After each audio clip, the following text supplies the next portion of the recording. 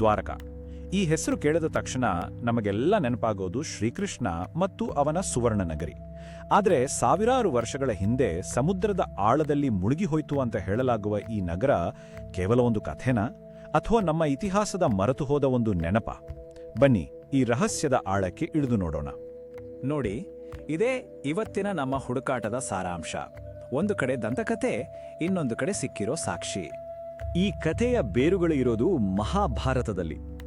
ಇದು ಕೇವಲ ಒಂದು ಪುಸ್ತಕ ಅಲ್ಲ, ಲಕ್ಷಾಂತರ ಶ್ಲೋಕಗಳು, ಜಗತ್ತಿನ ಅತಿ ದೊಡ್ಡ ಮಹಾಕಾವ್ಯಗಳಲ್ಲಿ ಒಂದು. ಸರಿ, ಇಲ್ಲಿ ಒಂದು ಇಂಟ್ರೆಸ್ಟಿಂಗ್ ವಿಷಯ ಇದೆ. ಸ್ವತಃ ಮಹಾಭಾರತವೇ ತನ್ನನ್ನ ಇತಿಹಾಸ ಅಂತ ಹೇಳ್ಕೊಡುತ್ತೆ. ಅಂದ್ರೆ ಹೀಗೆ ಆಯ್ತು ಅಂತ. ನಮ್ಮ ಸಂಪ್ರದಾಯದಲ್ಲಿ ಇದನ್ನ ಬರೀ ಕಲ್ಪನೆ ಅಂತ ನೋಡೋದಿಲ್ಲ, ಬದಲಾಗಿ ನಡೆದ ಘಟನೆಗಳ ದಾಖಲೆ ಅಂತಾನೆ ನಂಬಲಾಗಿದೆ. ಇದು ದ್ವಾರಕೆಯ ಕಥೆಗೆ ಒಂದು ಸಂಪೂರ್ಣ ಬೇರೆನೇ ಆಯಾಮ ಕೊಡುತ್ತಲ್ವಾ? ಒಮ್ಮೆ ಈ ವರ್ಣನೆಯನ್ನ ಕೇಳಿ, ಕಲ್ಪನೆ ಮಾಡ್ಕೊಳ್ಳಿ. ಸಮುದ್ರದ ನೀರನ್ನೇ ಬೆಳಗಿಸುವಷ್ಟು ವೈಭವದ ನಗರ. ಮಹಾಭಾರತ ದ್ವಾರಕೆಯ ಬಗ್ಗೆ ಹೇಳೋದು ಹೀಗೆ. ಇದೊಂದು ಬರೀ ಹೊಗಳಿಕೆಯಲ್ಲ, ಬದಲಿಗೆ ಆ ನಗರದ ಮೇಲಿದ್ದ ಗೌರವವನ್ನ ತೋರಿಸುತ್ತೆ. ಸರಿ, ದಂತಕಥೆ ಇದೆ ಅಂತ ಗೊತ್ತಾಯ್ತು. ಆದ್ರೆ ಆ ಸುವರ್ಣ ನಗರಿ ನಿಜಕ್ಕೂ ಹೇಗಿತ್ತು? ಮಹಾಕಾವ್ಯದಲ್ಲಿರೋ ಆ ಚಿತ್ರಣವನ್ನ ಸ್ವಲ್ಪ ನೋಡೋಣ ಬನ್ನಿ. ನೋಡಿ, ಇದು ಯಾವುದೋ ಒಂದು ಸಣ್ಣ ಹಳ್ಳಿಯ ವರ್ಣನೆ ಅಂತೂ ಅಲ್ಲ, ಬದಲಿಗೆ ಒಂದು ಅತ್ಯಾಧುನಿಕ ವ್ಯವಸ್ಥಿತ ಮಹಾನಗರಿಯ ಚಿತ್ರಣ ಇದು. ಗ್ರಿಡ್ ಮಾದರಿಯ ರಸ್ತೆಗಳು, ದೊಡ್ಡ ದೊಡ್ಡ ಸಭಾಂಗಣಗಳು, ಬಲಿಷ್ಠವಾದ ಕೋಟೆಗಳು, ಇದೆಲ್ಲ ಒಂದು ಉನ್ನತ ನಾಗರಿಕತೆ ಇತ್ತು ಅನ್ನೋದಕ್ಕೆ ಸಂಕೇತ. ಆದರೆ ಇಷ್ಟೆಲ್ಲ ವೈಭವ ಇದ್ದ ನಗರಕ್ಕೆ ಕೊನೆಗೆ ಏನಾಯ್ತು? ಪ್ರತಿಯೊಂದು ದೊಡ್ಡ ಕಥೆಯಲ್ಲೂ ಒಂದು ದುರಂತ ಇದ್ದೇ ಇರುತ್ತೆ. ದ್ವಾರಕೆಯ ಕಥೆಯಲ್ಲೂ ಕೂಡ ಇದೆ. ಗಮನಿಸಿ, ನಗರದ ನಾಶ ಅನ್ನೋದು ಒಂದೇ ದಿನದಲ್ಲಿ ಆಗಿದ್ದಲ್ಲ. ಮಹಾಕಾವ್ಯದ ಪ್ರಕಾರ ಅದರ ಹಿಂದೆ ಕಾರಣಗರ ಒಂದು ಸರಪಳಿಯೇ ಇದೆ. ಮೊದಲು ಕುರುಕ್ಷೇತ್ರ ಯುದ್ಧ, ಅದರಿಂದಾದ ನಷ್ಟ, ಆಮೇಲೆ ಗಾಂಧಾರಿಯ ಶಾಪ, ಕೊನೆಗೆ ಯಾದವರ ನಡುವೆ ನಡೆದ ಆಂತರಿಕ ಕಲಹ. ಇವೆಲ್ಲದರ ಪರಿಣಾಮವಾಗಿ ಕೊನೆಯಲ್ಲಿ ಸಮುದ್ರವೇ ಬಂದು ನಗರವನ್ನ ತನ್ನೊಳಗೆ ಸೇರಿಸ್ಕೊಂಡಿತು ಅಂತ ಮಹಾಕಾವ್ಯ ಹೇಳುತ್ತೆ. ಹಲವಾರು ಶತಮಾನಗಳ ಕಾಲ ಕಥೆ ಇಲ್ಲಿಗೆ ಮುಗಿದಿತ್ತು. ಆದರೆ ನಿಜವಾಗಲೂ ಕಥೆ ಇಲ್ಲಿಗೆ ಮುಗಿದಿತ್ತಾ, ಅಥವಾ ಹೊಸದೊಂದು ಅಧ್ಯಾಯ ಶುರುವಾಗೋಕೆ ಕಾಯ್ತಿತ್ತ?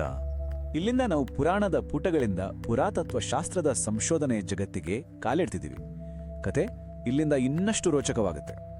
ನೋಡಿ, ಇದೇ ಅಲ್ವಾ ಸೋಜಿಗದ ವಿಷಯ. ಮಹಾಕಾವ್ಯದಲ್ಲಿ ಗುಜರಾತ್ ಕರಾವಳಿಯ ಯಾವ ಜಾಗದ ಬಗ್ಗೆ ಹೇಳಲಾಗಿದೆಯೋ ಸರಿಯಾಗಿ ಅದೇ ಜಾಗದಲ್ಲಿ ಇವತ್ತು ಸಂಶೋಧಕರಿಗೆ ಸಮುದ್ರದಡಿಯಲ್ಲಿ ಒಂದು ಪ್ರಾಚೀನ ನಗರದ ಅವಶೇಷಗಳು ಸಿಕ್ಕಿವೆ. ಇದನ್ನ ಕಾಕತಾಳೀಯ ಅನ್ನೋಕ್ಕಾಗತ್ತಾ? ಇಡೀ ರಹಸ್ಯದ ಕೇಂದ್ರ ಬಿಂದುನೇ ಇದು.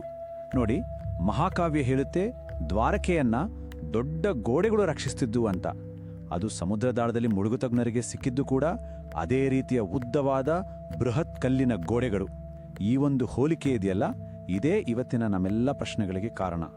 ಕೇವಲ ಗೋಡೆಗಳು ಮಾತ್ರ ಅಲ್ಲ, ಅಲ್ಲಿ ಸಿಕ್ಕಿರೋದು ಇಡೀ ವಸಾಹತಿನ ಕುರುಹುಗಳು, ಕಟ್ಟಡಗಳ ಅಡಿಪಾಯಗಳು, ರಸ್ತೆಗಳಂತೆ ಕಾಣುವ ಒಂದು ಜಾಲ, ದೊಡ್ಡದಾಗಿ ಕೆತ್ತಿದ ಕಲ್ಲಿನ ಬ್ಲಾಕ್ಗಳು, ಹಡಗುಗಳ ಲಂಗರುಗಳು, ಮಣ್ಣಿನ ಪಾತ್ರೆಗಳ ಚೂರುಗಳು. ಇದೆಲ್ಲ ನೋಡಿದ್ರೆ ಅಲ್ಲಿ ಕೇವಲ ಒಂದೆರಡು ಕಲ್ಲುಗಳ ರಾಶಿ ಇಲ್ಲ, ಬದಲಿಗೆ ಒಂದು ಸುಸಂಘಟಿತ ಪ್ರಮುಖ ಬಂದರು ನಗರವೇ ಇತ್ತು ಅಂತ ಸ್ಪಷ್ಟವಾಗುತ್ತೆ. ಹಾಗಿದ್ರೆ ನಮಗೆ ಉತ್ತರ ಸಿಕ್ಬಿಡ್ತಾ? ಇಲ್ಲ. ನಿಜ ಹೇಳ್ಬೇಕಂದ್ರೆ ಇಲ್ಲಿಂದನೇ ಅಸಲಿ ಪ್ರಶ್ನೆಗಳು ಶುರುವಾಗೋದು. ಎಲ್ಲಕ್ಕಿಂತ ದೊಡ್ಡ ಪ್ರಶ್ನೆ ಅಂದ್ರೆ, ಈ ನಗರವನ್ನ ಕಟ್ಟಿದ್ದು ಯಾವಾಗ? ಹೌದು, ಒಂದು ಮುಳುಗಿದ ನಗರ ಇದೆ ಅನ್ನೋದು ಈಗ ಎಲ್ಲರಿಗೂ ಗೊತ್ತು. ಆದ್ರೆ ಅದರ ವಯಸ್ಸೆಷ್ಟು, ಅದರ ಕಾಲ ಯಾವುದು, ಇಲ್ಲಿಯೇ ಇಡೀ ಚರ್ಚೆ ನಿಂತಿರೋದು. ನೋಡಿ, ಸದ್ಯಕ್ಕೆ 3 ಮುಖ್ಯವಾದಗಳಿದೆ. ಮೊದಲನೇದು ಪೌರಾಣಿಕ ಲೆಕ್ಕಾಚಾರ. ಇದು ಮಹಾಭಾರತದ ಕಾಲಗಣನೆ ಪ್ರಕಾರ ಈ ನಗರ 5000 ವರ್ಷ ಅಥವಾ ಅದಕ್ಕಿಂತಲೂ ಹಳೆಯದು ಅಂತ ಹೇಳುತ್ತೆ. ಎರಡನೇದು ಪುರಾತತ್ವ ಶಾಸ್ತ್ರಜ್ಞರ ವಾದ. ಅವರು ಸಿಕ್ಕಿರೋ ಅವಶೇಷಗಳನ್ನ ಈ ಪ್ರಾಂತ್ಯದ ಬೇರೆ ನಾಗರಿಕತೆಗಳಿಗೆ ಅಂದ್ರೆ ಹರಪ್ಪಾ ಕಾಲಕ್ಕೆ ಹೋಲಿಸಿ ಸುಮಾರು 3500 4000 ವರ್ಷ ಹಳೆಯದು ಅಂತ ಅಂದಾಜಿಸ್ತಾರೆ. ಇನ್ನು ಮೂರನೇದು ಬಹಳ ವಿವಾದಾತ್ಮಕವಾದ ಒಂದು ವಾದ. ಕೆಲವು ಆರಂಭಿಕ ಸಂಶೋಧನೆಗಳ ಪ್ರಕಾರ ಇದು ಬರೋಬ್ಬರಿ 90,000 ವರ್ಷಗಳಷ್ಟು ಹಳೆಯದು ಅಂತ ಹೇಳಲಾಗುತ್ತೆ. ಆದರೆ ಈ ವಾದವನ್ನ ಹೆಚ್ಚಿನ ಸಂಶೋಧಕರು ಒಪ್ಪೋದಿಲ್ಲ. ಹಾಗಾಗಿ ಸಂಶೋಧನೆ ಇನ್ನೂ ನಡೀತಾನೆ ಇದೆ. ಕೊನೆಯಲ್ಲಿ ನಾವು ಏನ್ ಹೇಳ್ಬೋದು ಅಂದ್ರೆ, ಸಮುದ್ರದಡಿಯಲ್ಲಿ ಒಂದು ಪ್ರಾಚೀನ ದೊಡ್ಡ ನಗರ ಇದೆ ಅನ್ನೋದು ಸತ್ಯ. ಅದರ ಅಸ್ತಿತ್ವದ ಬಗ್ಗೆ ಈಗ ವಿವಾದ ಇಲ್ಲ.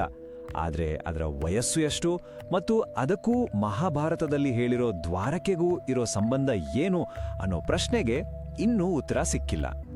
ಹಾಗಿದ್ರೆ ನಾವು ಈ ಮೂಲಭೂತ ಪ್ರಶ್ನೆ ಹತ್ರ ಬಂದು ನಿಲ್ತೀವಿ. ಮಹಾಭಾರತದಲ್ಲಿ ನಾವು ಓದೋದು ನಿಜವಾಗ್ಲೂ ಮುಳುಗಿ ಹೋದ ಒಂದು ನಗಳದ ತಲೆಮಾರುಗಳಿಂದ ಹರಿದು ಬಂದ ಮಸುಕಾದ ನೆನಪೆ, ಅಥವಾ ಕೇವಲ ಒಂದು ಅದ್ಭುತವಾದ ದಂತಕತೆ ಆಕಸ್ಮಿಕವಾಗಿ ಇವತ್ತಿನ ಸಂಶೋಧನೆ ಜೊತೆ ಹೊಂದಾಣಿಕೆ ಆಗ್ತಾ ಇದೆಯಾ? ಈ ಪ್ರಶ್ನೆಗೆ ಉತ್ತರ ಬಹುಶಃ ಇನ್ನೂ ಆ ಸಮುದ್ರದ ಆಳದಲ್ಲಿ ಎಲ್ಲೋ ಅಡಗಿರಬೇಕು.